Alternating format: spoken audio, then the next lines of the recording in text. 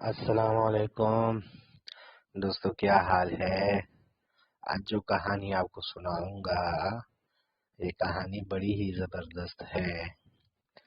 کہانی ہے کہ حکومت اپنے لوگوں کے ساتھ کس طرح کا معاملہ کرے۔ اس کو سمجھنے کے لیے بھی کہانی اس لیے سنائی جاتی ہے تاکہ اس کو سمجھنے کے لیے انسان سوچ میں پڑ جائے۔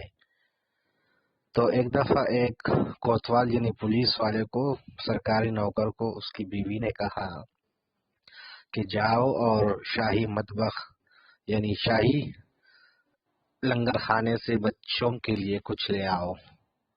یہ پرانے دور کی بات ہے، آج حالات اس طرح تو نہیں رہے، حالات بدل گئے، لیکن آج بھی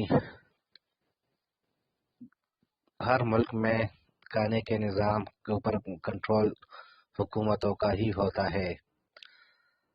تو وہ جب گیا اور واپس آیا تو اپنی بیوی کو بتایا کہ آج تو بادشاہ کا روزہ ہے اور اس وجہ سے شاہی مطبخ بند ہے، اس لیے کوئی کھانا نہیں ملا۔ اس بات پر اس کی بیوی نے جو الفاظ کہے وہ بہت ہی زبردست ہے کہ نہ جانے بادشاہ کو اس روزے سے کیا حاصل ہے، جبکہ وہ جانتا ہے کہ ہمارے بچوں کی عید اس کے افطار میں ہے۔ ہمیشہ افطار کے بعد عید ہوتی ہے، روزوں کے بعد عید ہوتی ہے، لیکن امیروں کی فیاضی اور دریا دلی سے ہمیشہ غریبوں کی زندگی بدل جاتی ہے۔